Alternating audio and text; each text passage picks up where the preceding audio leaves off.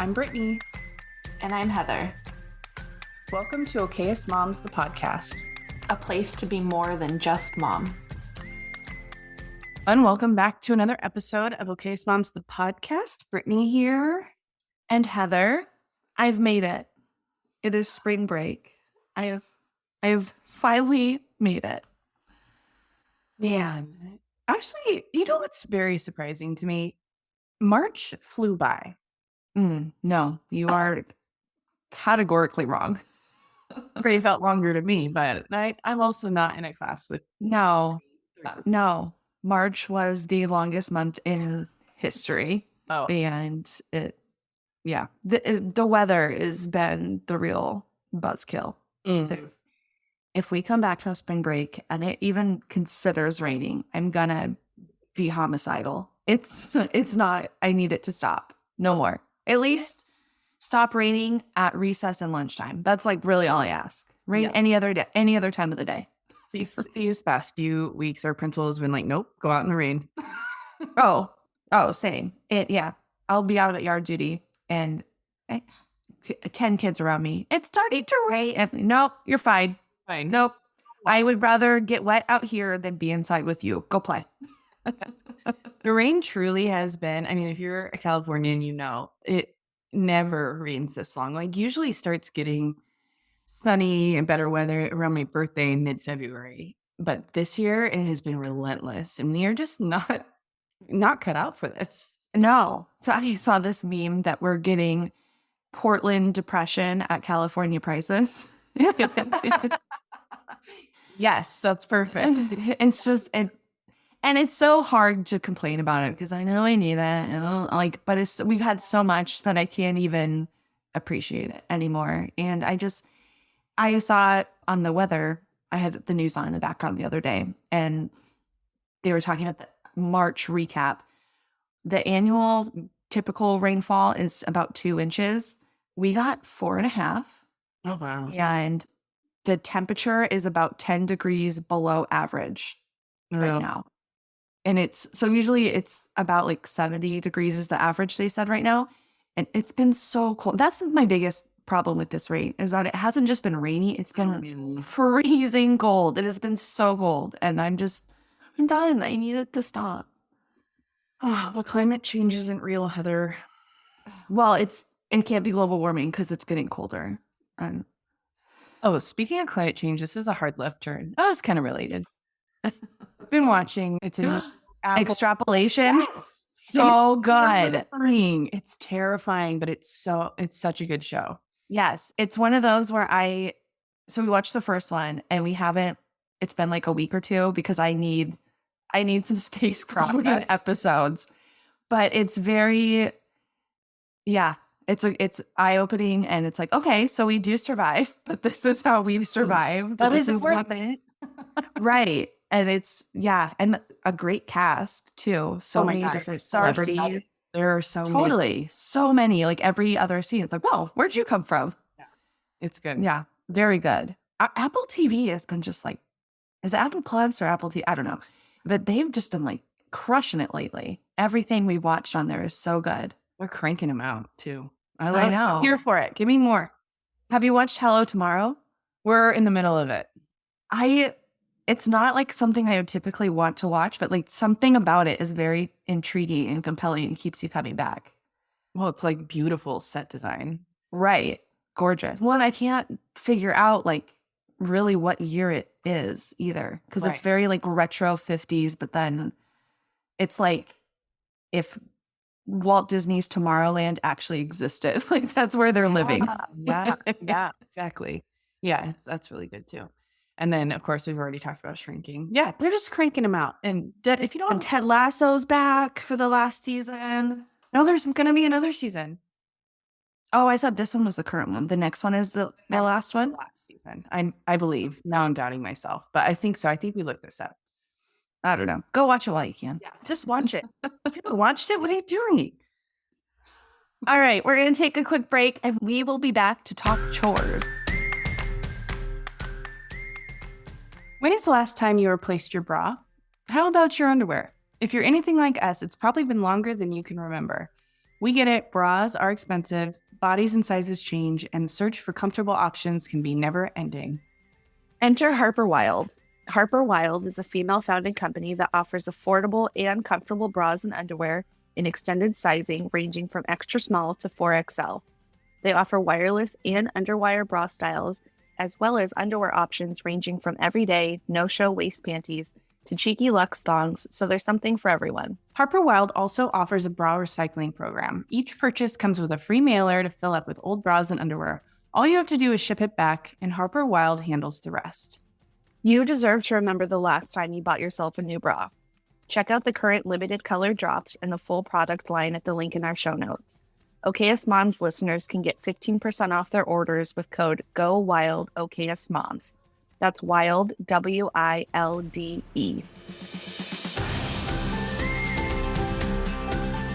When I tell you that Brittany and I were beyond excited to bring on House of Wise as a podcast sponsor, it's a bit of an understatement. We have both tried various CBD products over the years to little success. Some flat out didn't work, and almost all of them taste pretty gross. I thought House of Wise would be another well-intentioned brand that fell flat, but I couldn't have been more wrong. House of Wise is a luxury CBD brand that offers gummies specifically formulated to reduce stress, promote better sleep, increase enjoyment during sex, and improve your workouts. Each full-spectrum CBD product is originally formulated, specially designed, and paired with additional thoughtfully selected active ingredients to help women make the most of each day and give more intention and purpose to their daily routines. My favorite are the sleep gummies. I have the hardest time falling asleep and staying asleep the older I get, and these have the right amount of CBD, so I'm nice and relaxed and just enough melatonin to help me fall asleep without waking up to that groggy feeling or giving me crazy dreams.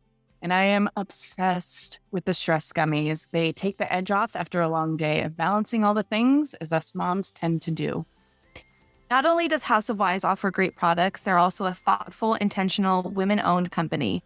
House of Wise has an ongoing partnership with the Last Prisoner Project, which is dedicated to decriminalizing cannabis.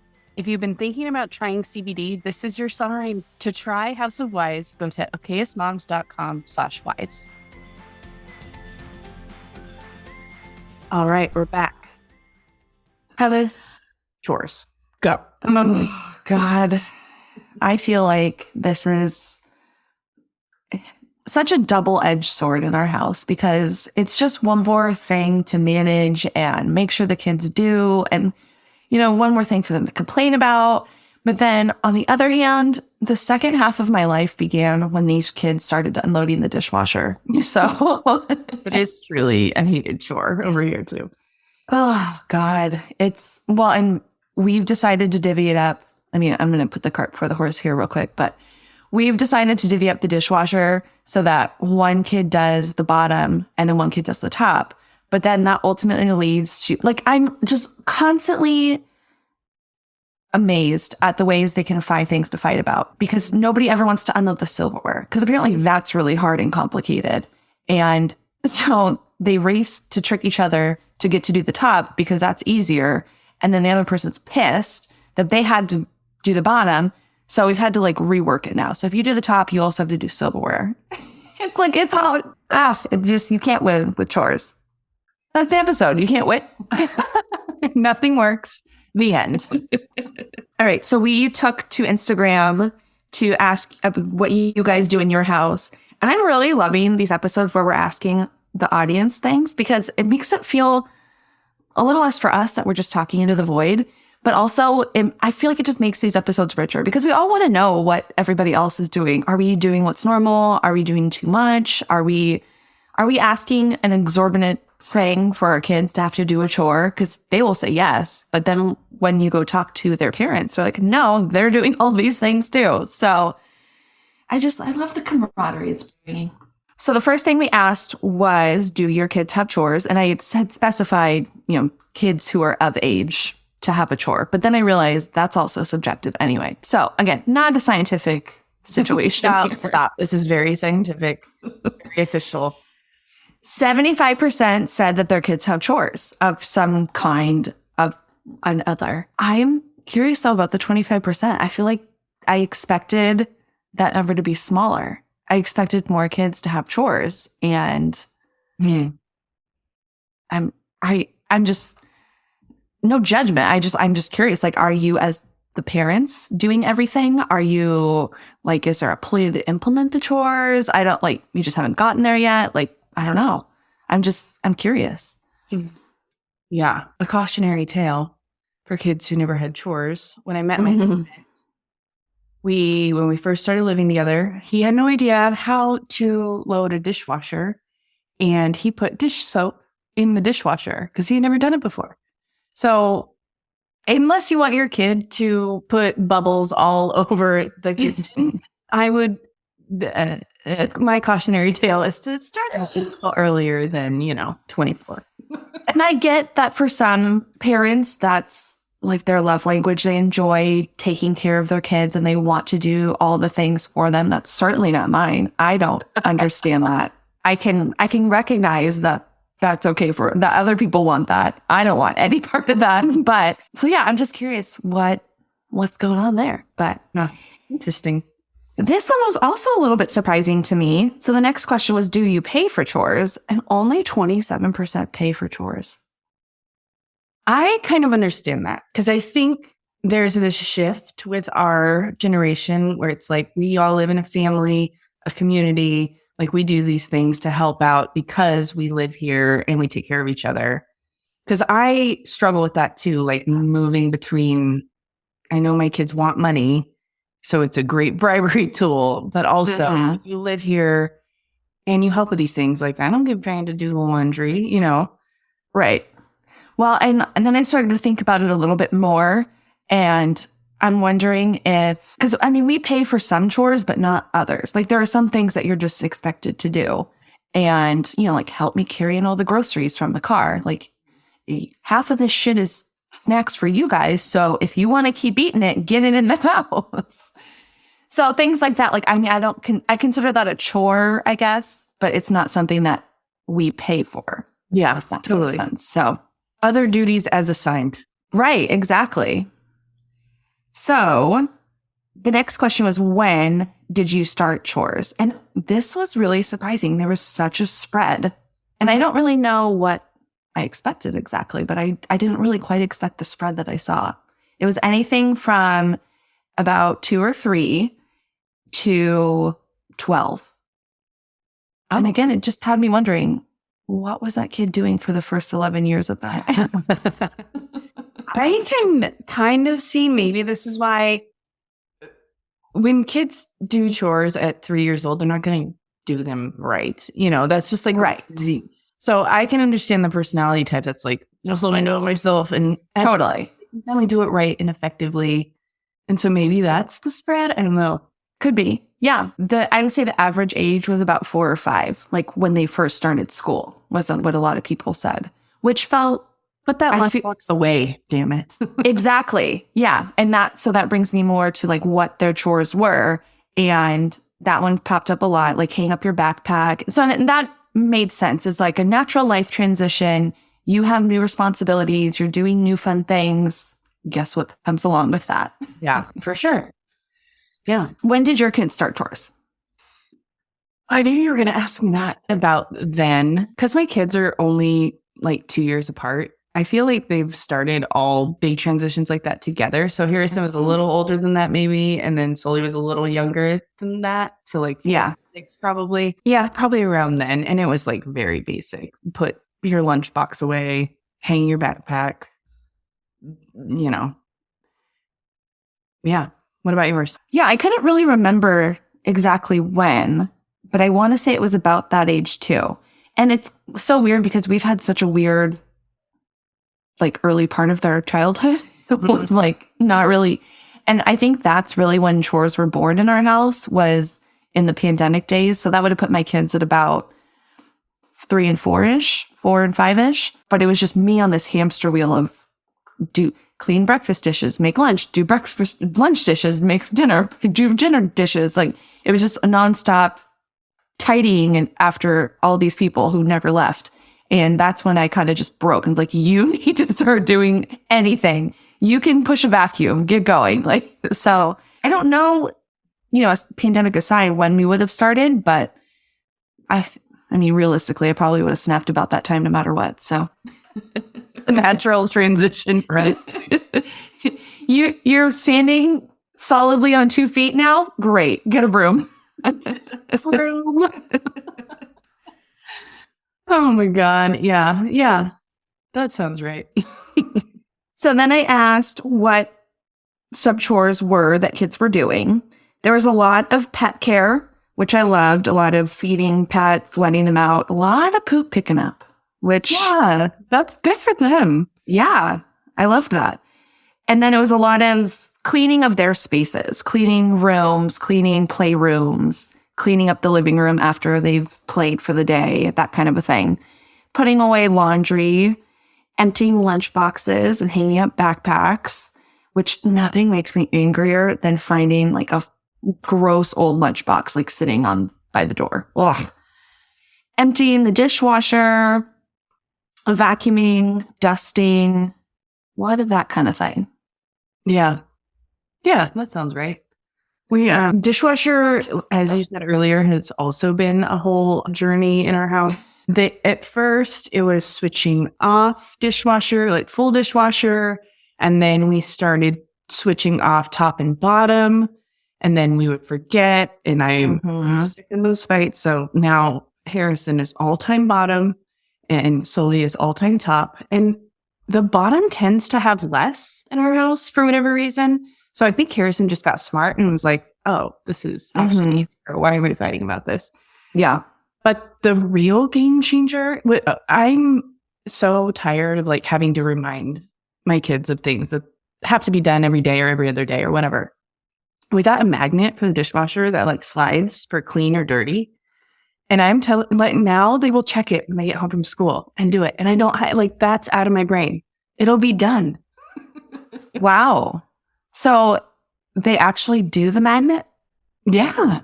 They Wow. check it. It says clean and they do it. Granted, we did forget to slide it one time and then they put away dirty dishes, but that's kind of on me. So, yeah. Okay. What other kind of things do they have to do? They also put their laundry away. And we got these laundry hampers that are like connected to, what's the word I'm looking for? 2 bins connected together. That's not the right word. But there's one side. Yeah, but it's like a square or no, a rectangle. And they're, oh my God, this is terrible. I'll link it in the show notes. How about that? Anyway, there's one side for each kid. So when it's full, then they bring it and they dump it in the washer. And then I handle the washing part still, though that might change soon. And then they put their laundry away. What else do they do? They bring the trash cans in. And my kids, for reference, if you're new around here, are 11 and 8.5. And they really have all the same chores at this point. Sully's kind of getting the shit end of the stick because he's the younger one, but he still does it. His older brother does. Pick up their room. Clothes on the floor has been a problem, so that was added to their chore list. I'm sure there's more. I can't think of it right now. What about yours? So of those, which ones are paid? So we use an app called Greenlight, and they get $10 per week, and their chores are listed in there, and it's like set up like a checklist. So they go through every day and check off what they've done. I have gone back and forth on this, as I have said, because I do think they are a part of this family and there are a lot of things that they should just do because they're helping the family as a whole. So the $10 is automatic.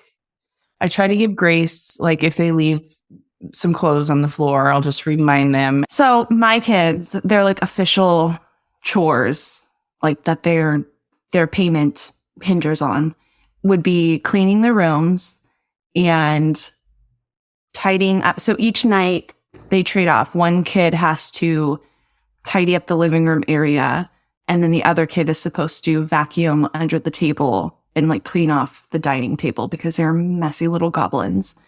And then the dishwasher pretty much every day, and then put away their clean clothes and clean up the bench area, like the drop zone with all the backpacks and all that stuff. They have to do that every Friday because it just like, drives me insane. So those are like their official chores. Other things that they're just, and then they also have to clean their own bathroom. But then other things that they're just expected to do would be, helping carrying groceries, like I mentioned earlier. And I guess technically putting their clothes away isn't really, that's more of an expectation than a chore. And I guess that's really it. I know there's other things that I'm not thinking of, and it gets harder to keep track of everything when sports and activities gear up. Because then it gets hard because it's like, do I need you in bed or do I need this dishwasher unloaded? Yeah. And so we just got back from baseball. And so I'm trying to be a little more lenient, or like if it's our one weekend day with no activities, I'm trying to be a little more lenient about like, get up and go do your stuff. Because I mean, I see the value as an adult of just doing it and being done, and then you can enjoy your day and relax. But also, they're kids, and I want them to like go out and play. And yeah, that's hard. Where the struggle is, because I leave dishes in the sink at night sometimes. Right? Not perfect at it. I don't right. Perfect. It's just I try to have reasonable expectations, and that's I think why we automated the money. If it becomes a persistent problem, then I think we would address, like, I don't know, docking it or whatever. But so far, so good. Yeah. So we pay our kids $10 a week. $5 each a week. So $10 total. Problem is we rarely have cash. So we are never up to date on the payment system. And I don't think they're quite ready for like a debit card like you guys have. And that just feels like more management for me, because then I have to keep track of their cards. Right. And yeah, and they just want to go and blow it right away. And it just makes me so mad. And that becomes like a whole other thing to manage, because, you really can't buy a whole lot for $5 at Target when you're 7. Like, there's just not a lot there.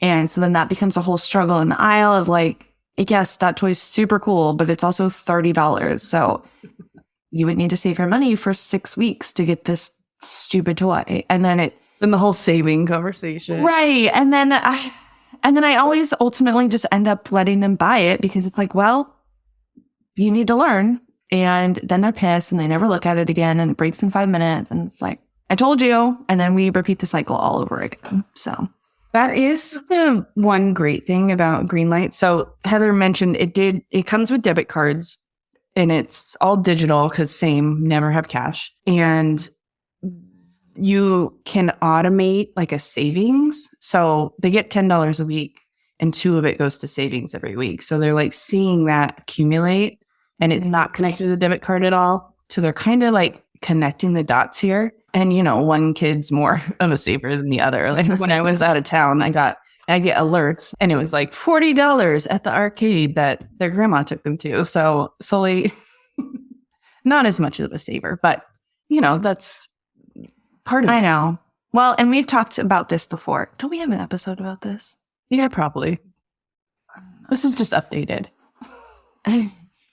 And, we want them to learn those money mistakes now when the stakes are low, and there's value in that too. All right. The next thing I asked was why you started Chores. And a lot of people said that because it's part of living in a family and you have to contribute to the household, and they want them to understand the larger responsibility that we have to each other, and kind of to appreciate how much your parents are doing for you. And also to teach responsibility, teach money management skills. And I loved this one, to learn that feeling of pride when you keep things nice and like you clean something. And so I thought, I love that one. I've never considered it, but I definitely see the value in wanting to pass that on to your kids. Yeah, I love that. Also, like life skills, like going back to my husband story, and just when you move on from your current family house and live with roommates or live with a partner in the future, like being a good partner and roommate is this is part of it. So, right. Well, and yeah, for me, the biggest one about it was just that I felt like I was doing too much. And they were the cause of all of the things I was having to do. So it's, at some point you are old enough to deal with the consequences of all the things you are doing. And part of, I love all the things you make out of Legos, but part of playing with Legos is that you have to clean them up. So, yes. The next thing I asked was what you do when chores do not get done. And so many people said, please share these because I don't know what to do. The overwhelming response seemed to be that something got taken away. More often than not, it was screens that were taken away. And there was also people mentioning logical consequences, which I love, but also I feel like it depends on the chore and it depends on the kid, because my children are trash pandas and they will not notice how many crumbs are on the ground. Like those things don't register. And Isla's a borderline hoarder, so she doesn't notice that her room is disgusting and needs some attention. So I love that one, and I always strive for that, but also very doesn't always work. Yes, exactly. Others said that they just give constant reminders or they lose privileges, things like that. So yeah, there was no great answer. And I know when we talked with Joanne Crone, she had talked about kind of chores not getting done and homework, and it kind of all flowed together. And she was a big proponent of kind of letting it slide a little bit and letting, the consequences just kind of pile up. And so I do see the value in that, and I see how it could work, but it doesn't always work in my house. The best thing that's worked for us is to just put them all on one day. And that's typically payday for them. It's like they love to talk about getting their allowance, but like, well, you have to do all the things to get it. So that typically happens on Sunday. We, like as a family, will do a big reset of the house, and that's when they get to do everything. Nice. Love that. That episode with Joanne is episode 121 if you want to go back and listen to it. So how about management? How do you manage all these chores? I know you kind of mentioned this before. You have a checklist, day of the week. Yeah. So the app is really great. It's on both of their iPads, and notifications on, it pops up like, hey, you still have 4 chores today. So that's really helpful. The dishwasher sign has been a game changer. I mean, I'm still giving constant reminders, but I also put a lot of reminders on the robots. So Alexa is reminding them, hey, check your chores, check them off if you're done once a day. And TBD on if that's working. Sometimes I feel like they're ignoring that. But the hard part is I have it set, I think, too early in the day. And most of the chores happen in the evening, like after they take their clothes off and then they're all over the floor. Or whatever. Right. So yeah, to change that up. But I as much as I hate it, I am reminding them still. Yeah, that's what a lot of you guys said as well, that it's kind of, most chores are on an as needed basis. So it's kind of still dependent on a parent to ask or remind them to do it. A lot of people have chore charts, like on a fridge or something like that, which, hey, if that works for you, I love that. It's just, I found, and this like comes from my teaching days, like I learned very early on,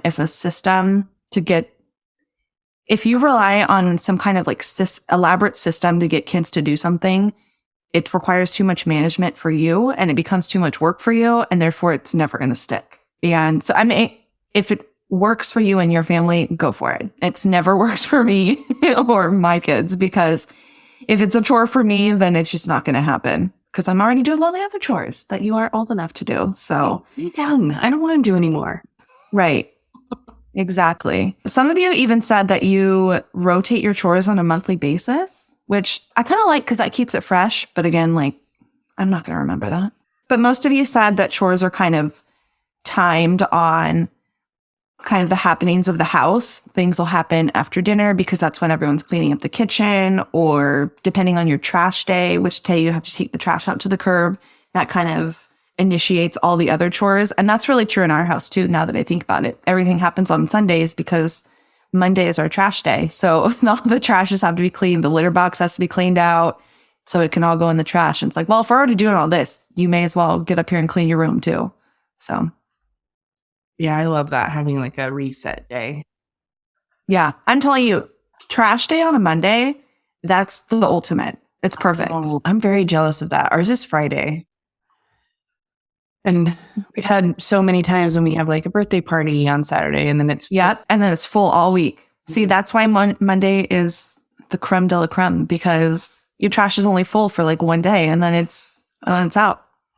Perfect. Right to the mayor.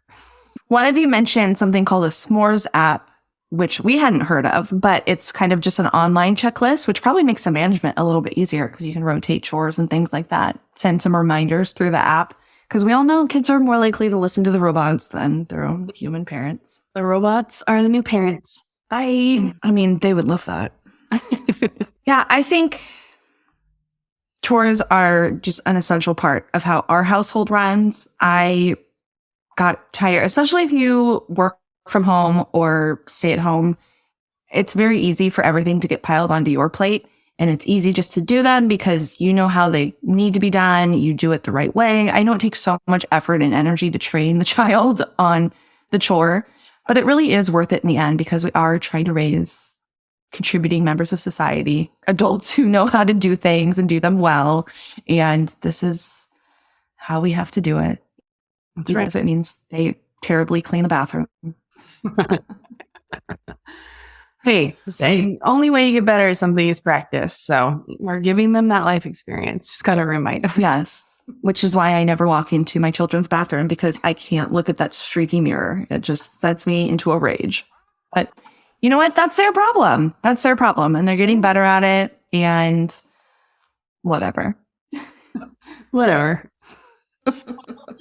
Hopeful. We want to hear from you. If you're on Instagram, follow us, Okayest Moms Podcast. And if you're not subscribed already, we would love it if you could subscribe, rate, and share. It really helps us grow. And we appreciate you all. If you like what you just heard, and we hope you do, you can find more of us online at www.okayestmoms.com. We're also on all social media platforms, Pinterest, Facebook, Instagram, Twitter, at Okayest Moms Blog. Or if you want to, you can send us an email at hey@okayestmoms.com.